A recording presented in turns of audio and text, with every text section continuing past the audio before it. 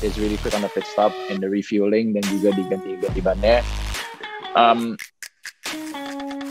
Di tentang strategi, kalau strategi ini kan kalau platinum atau gold driver itu cuma bisa sejam setengah atau 90 menit. Nah, tapi dengan satu stintnya itu di sini tuh bisa lebih dari 45 menit ya. Jadi untuk Tom itu memang hitung agak sulit, tapi tetap di-elect untuk start. Tapi karena banyak full course yellow dan banyak safety car, jadi stintnya dia itu di-extended. Makanya itu ada opsi untuk saya kayak terusin balapannya sampai kelar. Tapi ya akhirnya itulah kayak plan C-nya, dan akhirnya itu yang terjadi. Dan jujur itu kayak one of the toughest things I have done, karena ya memang lama banget dan kayak to do it consistently itu sulit banget. Tapi ya yang paling penting sebenarnya sih dari balapan kemarin yang kita lihat ya, yang transisi itu adalah how important kayak strategi dengan fuel saving itu terjadi ya. Soalnya sebenarnya kalau kita lihat, pace kita kan mirip-mirip ya, maybe 1 to 10 quicker or same thereabouts. Tapi yang kita bisa buat adalah Tom saved the first few, dia bisa extend 1 lap, dan akhirnya kita bisa overcut mereka. Habis itu pas keluar pit kita ada kesalahan teknis di dalam grid mapnya, jadi kayak ada engine cut, tapi habis itu udah oke lagi. And then did a lot of fuel save di stint aku yang pertama. Again kita 1 lap lagi, 1 atau 2 lap lagi setelah mobil G-Drive, dan itu pas terjadinya full course yellow. Nah, pas terjadinya full course yellow itu kita menang banyak kan, pas kita pit stop di dalam full course yellow itu. Jadi ya strategi fuel saving dan strategi ini is a big difference. Kalau kita bisa save 1-2 lap, dan akhirnya di balapan 4 jam ini atau 6 jam itu ntar di like, you can win and lose races with strategy. Jadi ya sebenarnya it's a great job by the team, by the strategy, dan by targeting driversnya untuk disiplin untuk bisa targetin the fuel save itu dengan waktu yang tetap kompetitif.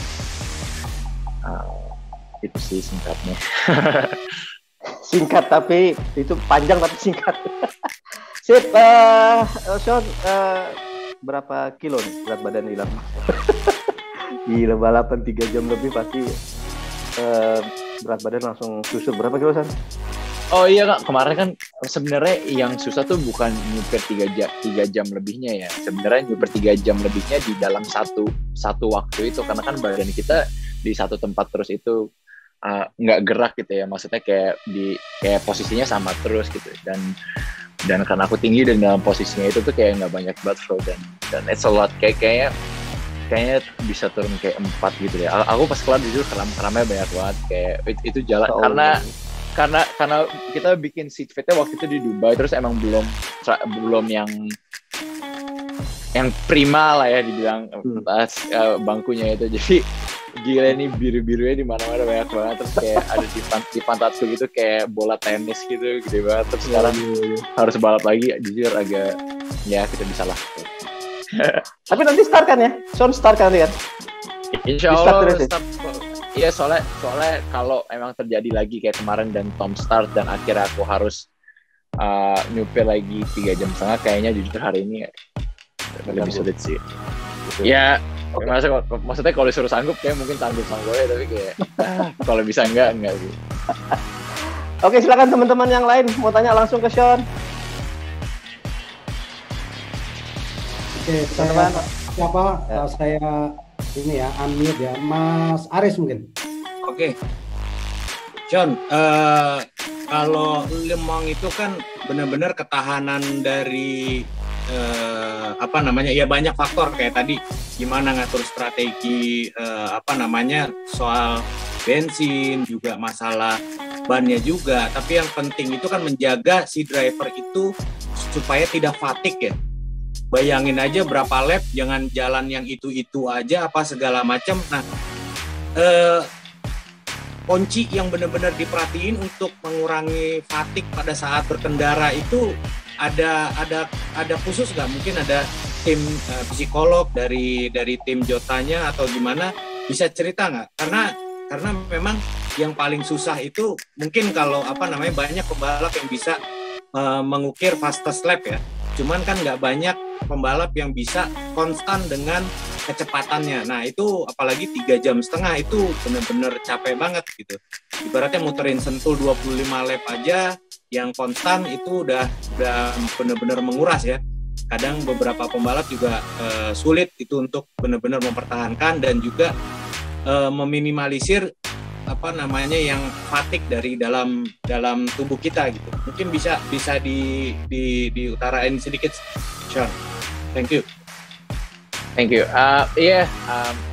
Terima kasih pertanyaannya. Sebenarnya apa yang sulit ya? Pasti maksudnya kalau udah di level yang maksudnya yang udah pernah apakah itu Formula 2 atau balap-balap GP atau balap-balap yang kayak gini kan semua itu ada tim driver sendiri ya, maksudnya yang responsible untuk fisiknya dia sendiri atau untuk preparasi physically dan mentally-nya mereka sendiri. Jadi ya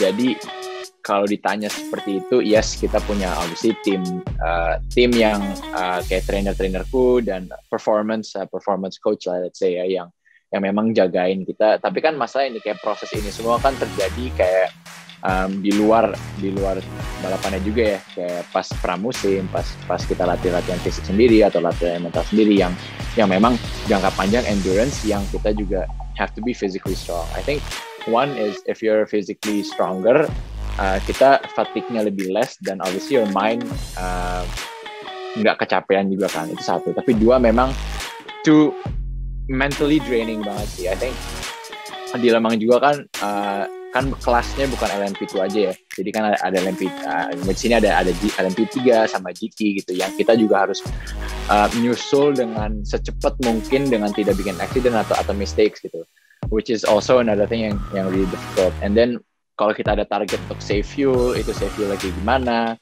dan untuk bikin the same pace yang harus kayak kita maintain untuk gapnya kita kurangin atau untuk kita ngejar atau extend lead-nya dan lain-lain seperti itu untuk maintain the gap, itu sebenarnya yang sangat sulit karena untuk 3 jam in a row is in the limit gitu. Apalagi kan you have to break every time in the same place, you have to do this.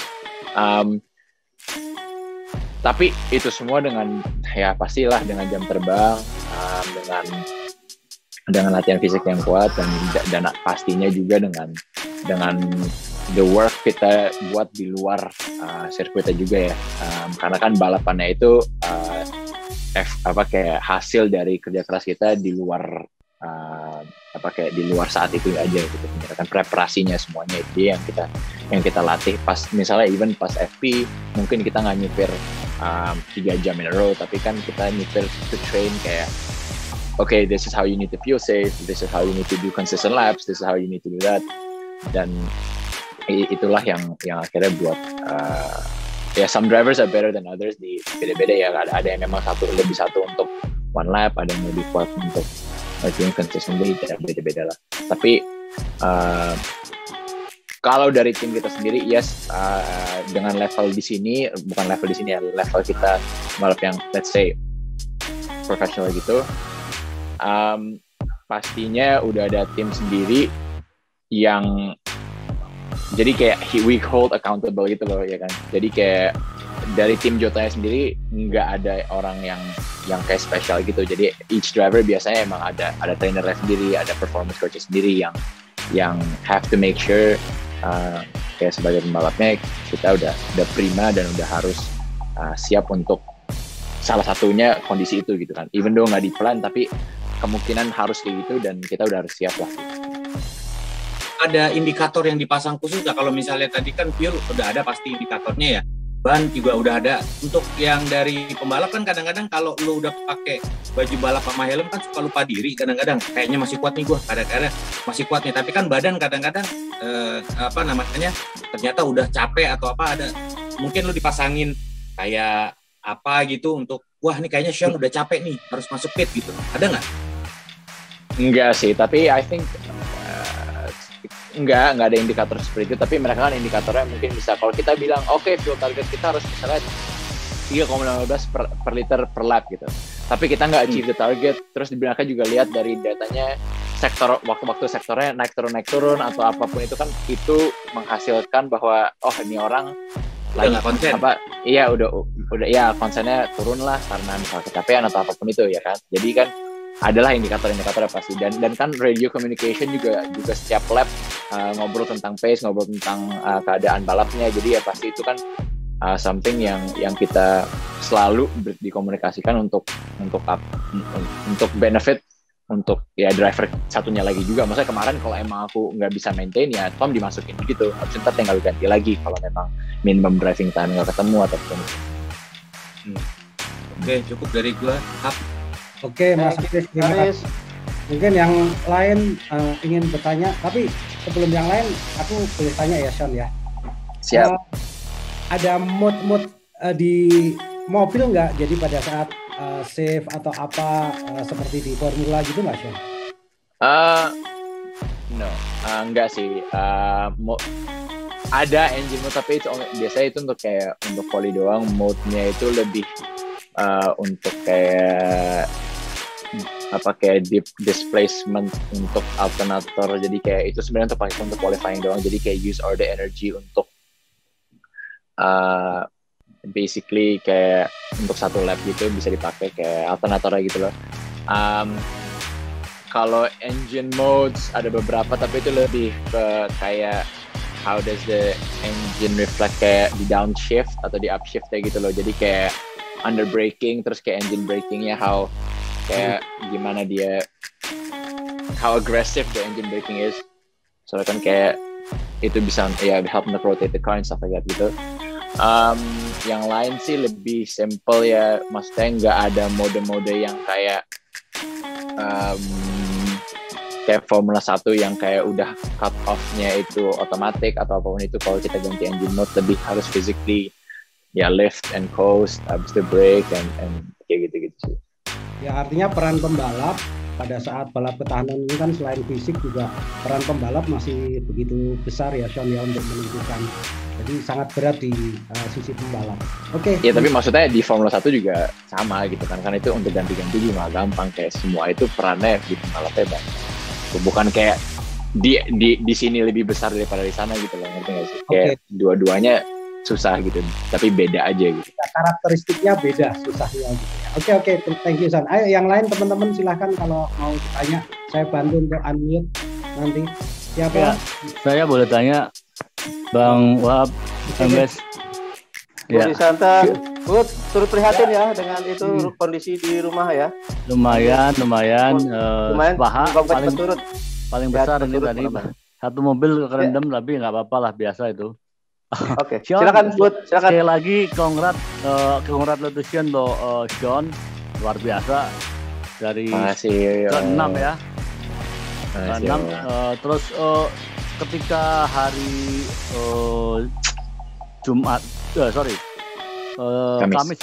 Kamis mobil rusak dan kemudian pasti berharap cemas, mobil baru jadi kapan, ternyata jam 5 pagi baru selesai, terus nggak sempat ikut free practice. Apa perasaan yang ada di benak Sean? Apakah ini nanti bisa optimal atau bagaimana? Atau cukup 3 besar misalnya target maksimalnya atau gimana? Sebenarnya untungnya kita hari sebelumnya kita udah ada running ya, tapi obviously dengan sesi-sesi ini kan kita mau belajar kayak tire behavior di stint kedua karena ada beberapa hal, apakah kita bisa triple stint tire-nya, apakah perlu untuk setengah doang. Jadi kayak data-data gathering yang harusnya kita dapat di free practice itu kan kita nggak dapat ya. Jadi sebenarnya lebih ke ada masuk ke yang kita nggak tahu gitu, performa di dalam mobilnya apakah bisa untuk strategi ini atau enggak gitu. Dan juga waktu saat itu kita belum finalize kayak setup mobilnya sebenarnya ya, kayak how dengan in terms of car balance dan in terms of ride dan lain-lain itu kita belum yang gimana kita mau lah gitu in terms of pace and feeling gitu. Tapi kita tahu the general baseline of the car itu lumayan kompetitif lah. Maksudnya kan dari Dubai kita kompetitif, dan memang Abu Dhabi awalnya kita lebih sulit, tapi kita tahu di race run-nya kita lumayan kuat gitu. Dibanding qualifying-nya si mobil-mobil G-Drive can extract more the peak of the tire, makanya in qualifying mereka selalu bisa dapat extra tenths gitu. Tapi kita tahu mobil kita lumayan kuat di race runs-nya dan especially in fuel saving and strategy dan lain-lain. Jadi ya masuk ke qualifying kita agak a gray area, tapi kita juga pakai untuk shakedown. Tapi untuk sesi qualifying keduanya we felt more confident in the car, maka kita bisa qualify ke ketiga. Tapi juga untuk masuk ke balapannya kita masih perlu improvements in the car to save the tires to be able to be more competitive gitu. Tapi the guys did a great turnaround. Akhirnya kita find the best setup for the race pas di balapan itu. So thankfully bagus, kayak they did an amazing job engineering dan mechanics. Makanya balapannya kemarin juga enjoyable dan kita the balance feels good gitu. Sebenarnya kan yang kita mau kan kita udah masuk balapannya, udah tahu setupnya kayak apa kan. Yang hilang itu sih. Tapi ya in the end kita tetap the guys still did it, the engineering team still did it. The mechanics did a great job. Walaupun mereka tired, they still did the best tire changes dibanding tim yang lain. Jadi ya terima kasih kepada mereka. Oke, satu lagi, Sean sudah punya pengalaman menjadi juara 1 kemarin. Nah, artinya sudah punya kira-kira kiat-kiatnya atau kuncinya nih. Nah, bagaimana menghadapi race kedua hari ini? Ya harusnya pas di Dubai kita juga menang, tapi enggak. Tapi ya, I think same strategy. Kayaknya I think the biggest thing tuh kayak 4 atau balapan ini tuh panjang banget, dan it's a lot of things kayak down to strategy juga, down to importance of fuel saving. Jadi ya it's a long race yang banyak bisa terjadi, dan keep everything open gitu kali ya. Lebih ke bukan kesabaran ya, tapi kayak knowing when to push and knowing when not to push aja sih, kayak yang pelajaran terbesar. Nggak buru-buru ya, intinya nggak harus buru-buru menyelesaikan perlombaan karena 4 jam itu ya. Strategi. Bukan buru-buru juga, maksudnya kayak kita harus lihat kayak opportunity-nya yang dimana kebuka kita bisa ambil, dimana yang kayak kalau nggak harus gitu, it's better to save fuel atau to look at the bigger picture gitu loh. Maksudnya kayak misalnya kalau kita stuck behind the guy, terus kita 2-3 lap nggak bisa nyusul dan similar pace, dan kita tahu pit stop kita lebih kencang, dan kita tahu kita bisa 1 lap setelah dia, ya kita bisa main long termnya di situlah gitu loh. Tapi ya maksudnya kalau ada traffic di misalnya 3 lap lagi, kita tahu ada beberapa traffic kayak mobil GT atau apapun, dan opportunity-nya itu kita bisa nyusul, ya kita nyusul juga gitu. Ya semua risk management ya sebenarnya ya.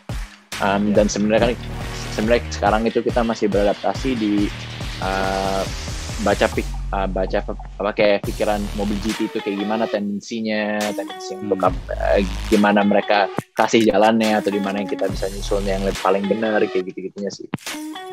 Ya, oke. Thank you Sean. Wah, Sean ternyata sangat cerdas ya. Wah, keren. Oke, itu untuk balapan nanti. Nggak pernah ditanyain.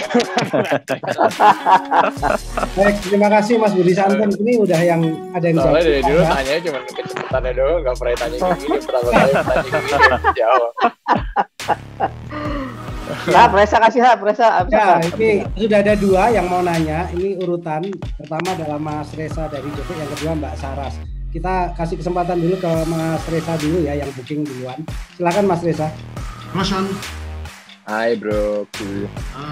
Mau nanya nih, sebenarnya kan ada Stoffel, ada Tom ya. Kalau secara karena kan kamu kan kenal baik dengan kedua pembalap, tapi kalau itu di luar track, itu kalau di dalam track sendiri sebenarnya lebih cocok klub dengan siapa sih? Apa strategi balapnya lebih cocok dengan Stoffel apa dengan Tom dari 2 balapan ini ya, minggu lalu sama sekarang? Kalau di seri ini kan baru pemanasan nih.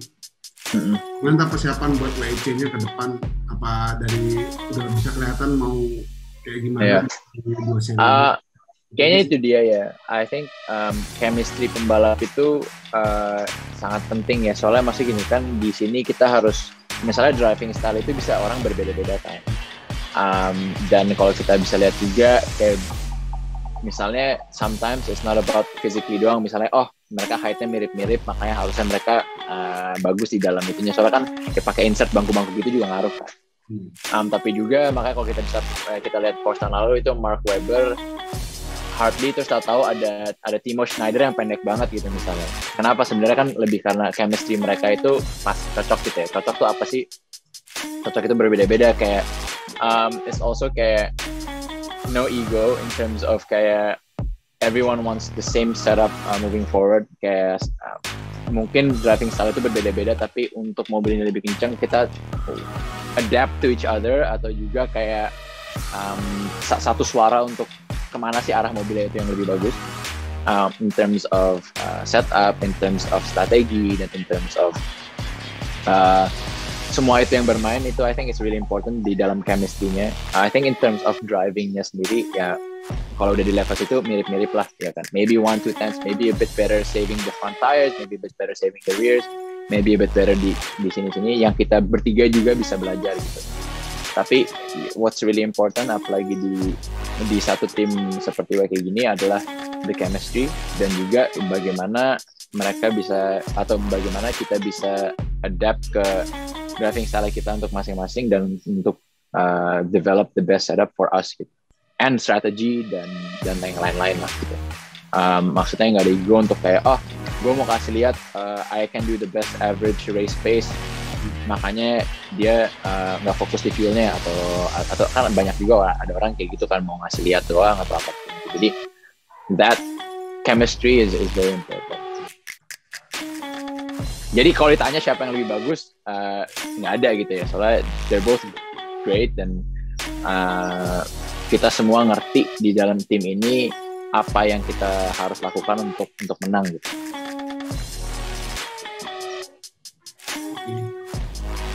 Gimana Mas Reva, apa sudah menjawab? Oke, sudah. Tadi yang kedua yang persiapan buat ke mana WEC tadi? Oh ya, untuk WEC sendiri ada sedikit berbeda kan ya. Soalnya kan itu udah pasti 3 pembalap, dan balapannya minimum itu 6 jam ya. Mayoritas the rounds are 6 jam dan tembang dan lain-lain. Jadi ya dari sini, dan sebenarnya kan bannya juga beda. Di Asian Le Mans itu di sini Michelin yang di sana Goodyear kan.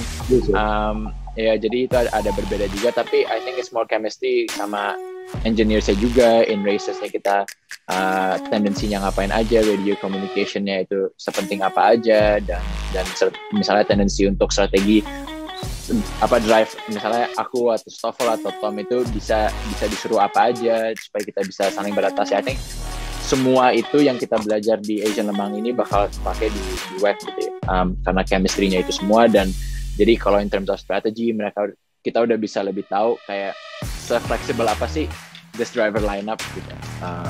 Dan bukan hanya setupnya aja, tapi masuk ke yang kayak hal-hal saya bilang tadi, dari fuel saving ke setup ke strategi dan lain-lain. Dan strateginya itu kan juga kayak siapa yang qualifying, siapa yang kayak gini, siapa yang start balapannya, siapa yang finish balapannya, siapa yang bisa ekstrak ban barunya pas di race run-nya, siapa yang bisa triple stint ban-nya. Banyak hal yang kayak gitu yang kita pelajari di Asian Le Mans ini.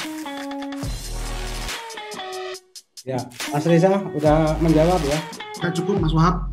Ya, terima kasih. Selanjutnya ke Mbak Saras mungkin, tapi sebelum Mbak Saras aku pengen nanya lagi, bro. Kalau tire deck gimana sih bro di LMS ini? Ya tire decknya kalau di Michelin ini tergantung sih.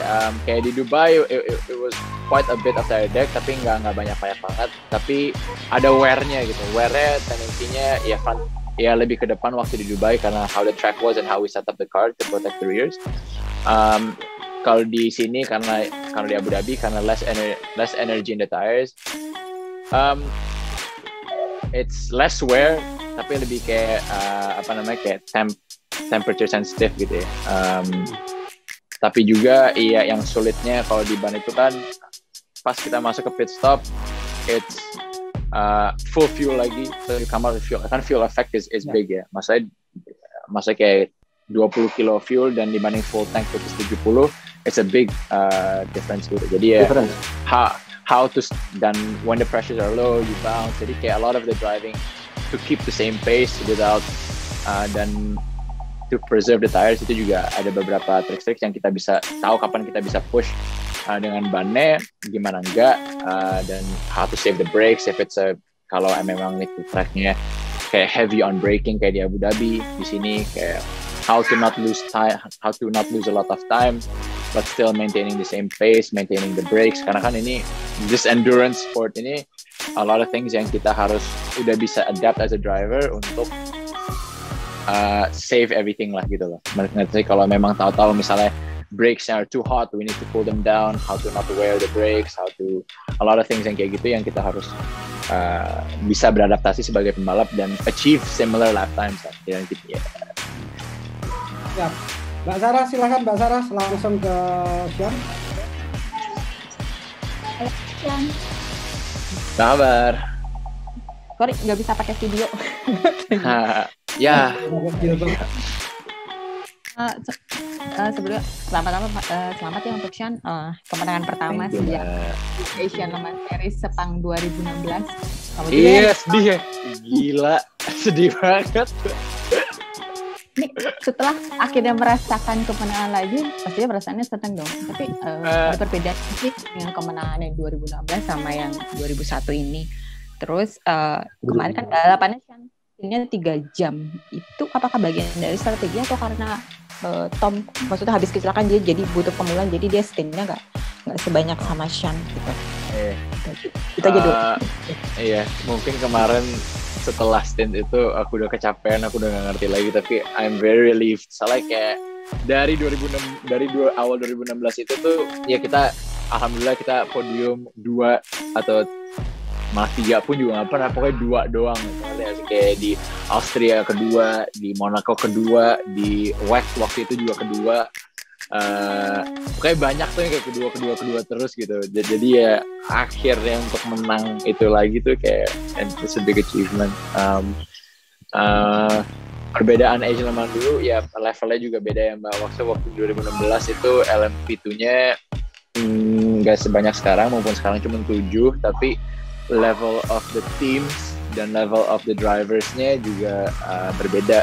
Jadi ya seperti apapun itu memang lebih banyak pembalap yang sekarang ikut, lebih banyak pembalap yang rated gold atau rated good silvers juga, atau platinum pun, dan tim-tim yang ikut WEC atau ikut European Le Mans ikut juga di Asian Le Mans karena mereka mau belajar dan setup mobil dan lain-lain juga. Jadi ya dari segi level of competition lebih tinggi, jadi makanya untuk kita bisa fight for the win is a positive sign. Ya emang kita targetnya untuk menang WEC ya pastinya gitu, tapi ya again kayak saya bilang ke Reza tadi, banyak pembelajaran yang kita harus ngerti sebagai chemistry-nya juga kan gitu. Karena kan sebenarnya karena pandemi ini kita nggak bisa ke timnya, kita udah yang biasanya kita simulator dengan tim, yang kita biasanya udah bisa build chemistry sama tim, testing dan lain-lain kan nggak terjadi gitu. Jadi ya terjadinya cuma dari balapan pertama ini. Untuk Tom, jadi strategi di Tomnya itu enggak lah, maksudnya sebagai pembalap pasti we know he's capable, we know he's a great driver, dia nggak perlu yang maksudnya is one accident, bukan karena itu. Sebenarnya qualifying-nya dipilih aku juga karena ya setelah accident itu yang tahu laps-nya dan waktu itu ya lebih saya, makanya kita qualifying-nya. Dan ada 10 menit warm up before the race, itu kita kasih ke Tom untuk dia get a better feeling karena dia mulai balapannya. Sebenarnya dia mulai balapannya itu karena dari stintnya itu dihitung bahwa to maximize his driving time itu the best dia di awal. Jadi sebenarnya itu dia 1 stint di awal, habis itu aku 4 stint di tengah, habis itu Tom akhiri Tom masuk di tengah, habis itu aku akhirin balapannya. Tetapi karena banyak safety, kita tahu ya ada kemungkinan kalau memang banyak safety car di awal, dan depending gimana itu gimana kita posisi di track dan gimananya itu safety car atau full course nya itu ada kemungkinan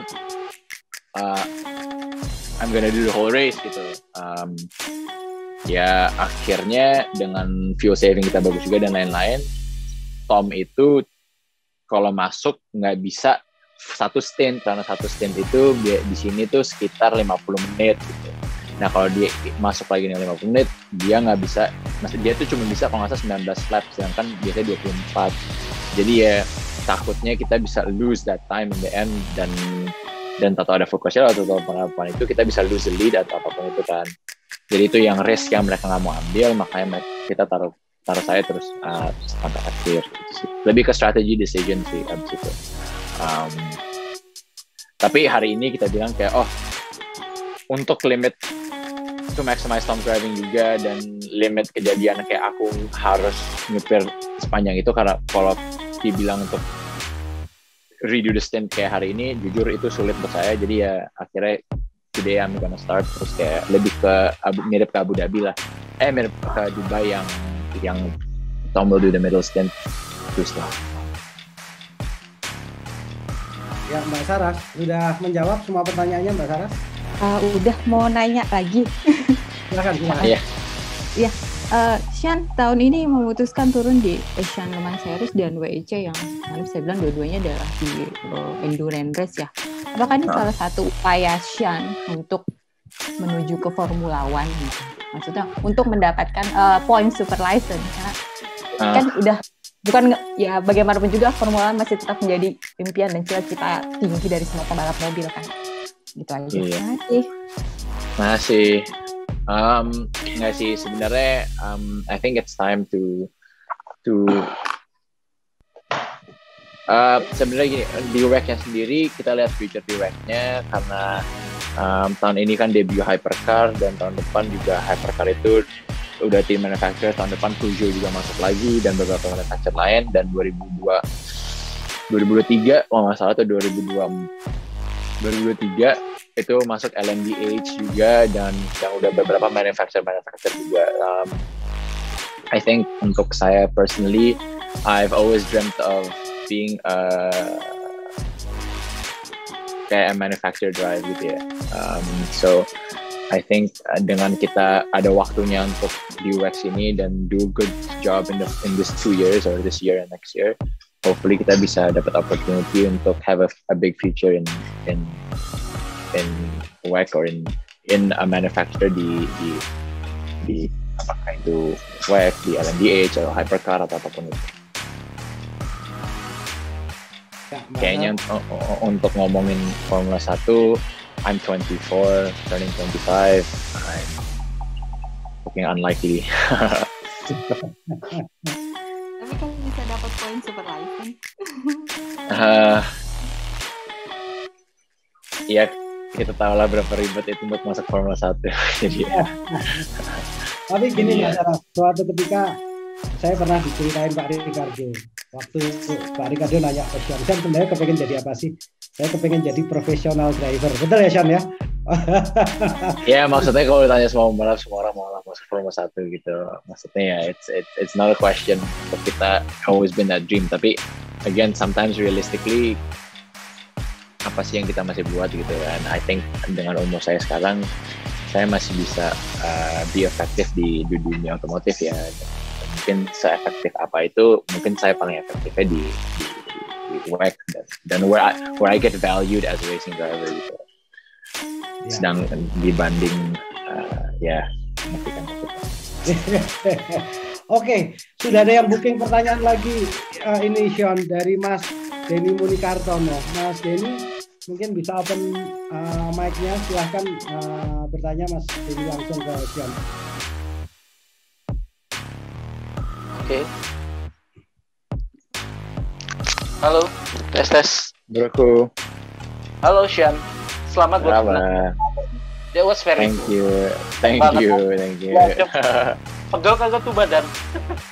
Wah gila, gue nggak tahu, gue keluar keramnya minta ampun terus. Gue keram gitu, gue keluar gitu kan, terus keram, perut gue keram, anjir gue keram harus di stretching gitu kan. Terus yang kayak gitu, terus kaki gue kram anjir sih, kayak jadi bingung gitu gimana cara keluar mobil kayak orang bego aja. Tapi ya nggak. Get to the question. Jadi yang pertama kemarin kan Sean balap sprint sampai 3 jam nonstop tuh. Untuk yang balapan kedua ini bagaimana? Apakah Sean akan membalap seperti itu karena kondisi Tom misalnya kayak masih belum terlalu membaik, atau sekarang mungkin kayak pembagian stintnya 50-50. Terus sama jadi, masih ada lagi sih. Terus sama ini juga sebelumnya kan Sean balapan open wheel, sekarang balapan endurance. Itu bagaimana sih, kayak tadi kan sudah menjelaskan banyak soal si kayak karakteristik balapannya, bagaimana cara balapan endurance atau apa. Saya pengen nanya bagaimana sih kayak karakteristik mobilnya itu bagaimana? Apakah kayak tendensi mobilnya, apakah dia agak sedikit secara downforce gimana, secara akselerasinya atau segala macamnya bagaimana?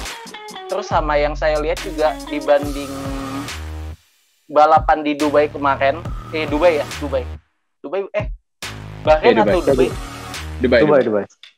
Iya, yang dibanding Dubai kemarin, kayak saya lihat kemarin Sean itu agak sedikit lebih matang sih balapannya. Saya juga ya lumayan stabil juga ngeliatnya. Itu apakah karena terbantu sama sirkuit yang udah lumayan cukup familiar buat Sean? Terus juga tadi saya juga rada tertarik juga untuk ngomongin soal masa depan di endurance. Apakah dengan ini berarti Sean udah deh gak usah mikirin Formula One dulu, gue mau fokus jadi pembalap pabrikan di LMPH atau bagaimana? Atau kalau misalnya tiba-tiba ada kesempatan untuk balap di Formula 1, kira-kira bakal Sean ambil gak? Misalnya ada tim yang nawarin dan kebetulan Sean punya cukup poin super license untuk ke arah sana, bagaimana? Udah itu aja sih. Thank you, Bos. Untuk stint hari ini, ya kita memang limited karena Tom is a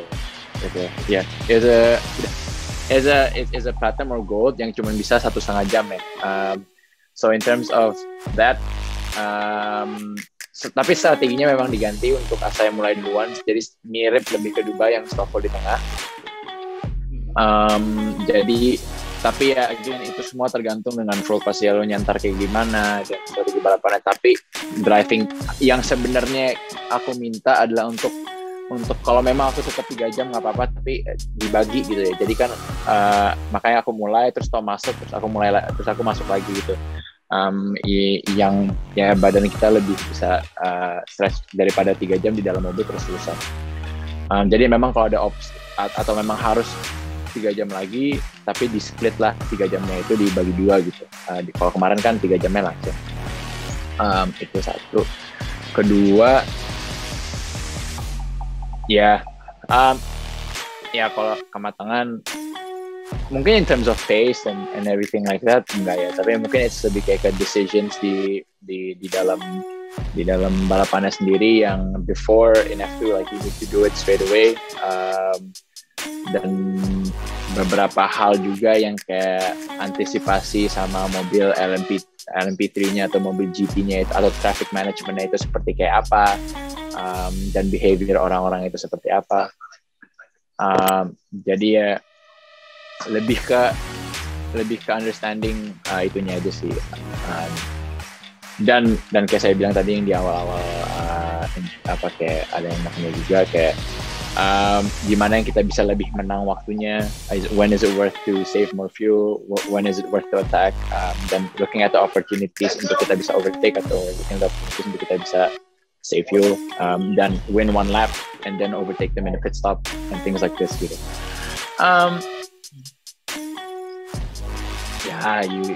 Kalau yang pertanyaan terakhir, you never say no to everything kan. Tapi ya I think sebenarnya dari beberapa tahun lalu ya kita fokusnya adalah untuk yang what we're doing now ya. Kayak maksudnya to do the best race each race and then look at the championship what we're doing now gitu. Ntar kalau opportunities-nya apapun itu, kalau kita berbuat hasil yang bagus pasti datang sendiri. Jadi lebih begitu aja sih mindset. Kalau yang kayak perbedaan karakteristik mobilnya bagaimana? Oh ya, sorry bro. Kalau perbedaan karakteristik mobilnya, sebenarnya mobil LMP2 ini downforce-nya tuh tinggi. Jadi sebenarnya in terms of driving-nya sendiri itu nggak terlalu beda dengan open wheeler gitu. Perbedaannya adalah ya mobilnya berat banget aja. Yang biasanya 800 kilo ini 1,1 gitu misalnya. Jadi ya lebih ke how you manage pitch gitu-gitunya aja sih, in terms of driving technique yang beradaptasi sedikit. Tapi in terms of kayak main philosophy atau nyupirnya itu sangat mirip ke ya formula lah gitu loh, karena downforce-nya besar gitu. Ya bedanya it's a roof and then kayak tire saya ketutup gitu-gitu ya, tapi itu kan visually yang kita beradaptasi ya. Tapi in terms of nyupirnya sendiri bukan yang kayak pindah ke GT3 gitu. Kalau pindah ke GT3 atau Formula E is very different kan. Yang nggak ada downforce, yang ada ABS, yang atau apapun itu kan, itu beda banget driving style gitu. Jadi ada perbedaan ya, tapi nggak massive yang harus ganti total cara nyupir gitu. It's a bit of kayak you can't V the corner so much because it's so heavy. You can't push on the brakes. You can't peak the brake as much initially. Ya gitu-gitulah yang teknik yang kayak sangat minor ya kalau dibilang ya. Tapi kalau kita lihat garis besarnya yang mirip sekali. Mungkin lebih ke mentalitas berkendaranya aja yang berbeda ya. Yang biasanya kan kalau formula kan gaspol terus dari awal, kalau itu agak lebih cerdas balapannya. Maksudnya di Formula 2 sendiri kan kita juga harus lebih cerdas in terms of kayak saving tires-nya juga, kayak waktu zaman Pirelli sebelum ya tahun lalu juga lah, dan tahun-tahun sebelumnya sangat penting juga untuk maintain the tires, sangat penting juga untuk knowing kayak when to box, when not to box juga. Sebenarnya semua pengalaman itu kepake sih. Jadi maksudnya cuman kayak di beberapa places juga kayak Bahrain 2018 I was left and coasting to not pitch the car so much, to not use the brakes and use the energy in the tires. Kayak ya these things kita udah belajar gitu ya, dari Formula 3, Formula 2 dan even waktu testing Formula 1 gitu. Tapi ya kan dari pengalaman itu semua mana yang lebih kepake, di mana yang lebih enggak sih. Jadi sebenarnya ya again balik lagi ke mentalitas, apa yang kita harus pakai di momen itu. Tapi kalau untuk teknik baru aku pakai itu, apakah itu teknik baru? Ya enggak gitu. Tapi teknik itu kapan yang harus dipakai, yes. Ya, Mas Jerry menjawab ya. Sean, gimana, masih ada waktu atau? Iya nih broku harus sudah mulai siap-siap ke track. Terima kasih banyak ya semua untuk waktunya dan supportnya dan dukungannya dan doanya. By the way sekarang itu Pak Arif udah bahasa Inggris terus, so bahaya sekarang. Gue sebenarnya pengen bahasa Arab. Ente kan lagi di Dubai bro, ada di Abu Dhabi. Bentar lagi WNA udah nggak bisa masuk ke Indonesia lagi. Oke. Terima kasih waktu, saya kembalikan ke Kang Budi. Yuk, makasih ya. Oke, Sean, thank you. Good luck for today ya. Selamat berjuang, Sean. Terima kasih. Thank you. Thank you juga teman-teman semua. Oh iya, Kang Kumis, teman-teman yang kepengen mendapatkan rekamannya, mungkin bisa WA ke saya atau ke Kang Kumis. Nanti akan saya kirimkan link untuk mendapatkan rekaman mini conference kita kali ini. Monggo Kang Kumis, dipersilakan. Teman-teman juga tadi pertanyaannya oke bisa semua, jadi soal penulisan bebas saja, silahkan terserah ya, karena Pak Ricardo juga tadi titip pesan gini,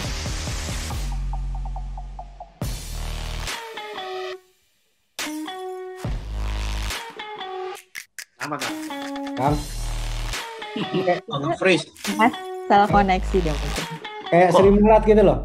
Langsung hilang. Namun gitu loh. Masih ada ini lama banget. Masih ada Sri Mulatan. Iya, kayak Sri Mulat gitu. Namun, terima kasih sekali lagi teman-teman.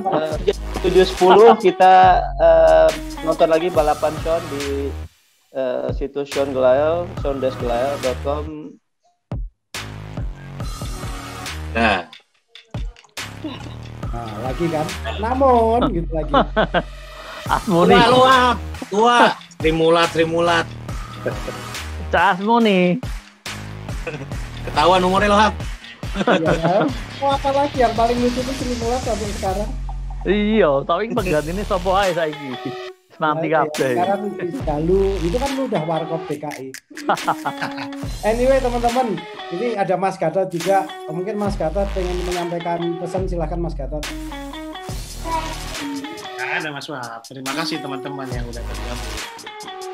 Ya kita doain aja Sean membalap dengan baik terus ya. Itu aja Mas. Ya. Dan ini ajang ASEAN Le Mans Series ini kan sebenarnya ajang pemanasan ke WEC. Nah, jadi memang niatnya untuk pemanasan supaya bisa adaptasi dengan mobil lebih baik, bisa adaptasi dengan keadaan atau dengan image-nya lebih baik juga. Nah, ini kayaknya Kang Kumi sudah ada lagi nih, Bapak Sri Mulat sudah masuk lagi. Kang Kumi silahkan, namun gimana Kang? Silahkan Kang. Unmute dulu Kang. Ngomong gak ada suaranya, Rek. Bukan Sri Mulat gitu loh. Jempolnya ketok padahal. Udah. Nah. Jadi oke, thank you semuanya. Tadi Pak Ricardo juga titip salam. Saya thanks untuk semua teman. Walaupun dadakan tapi oke responnya. Halo. Ya, siap. Udah kan? Clear kan suara gue? Clear, Kang. Yes, kenapa?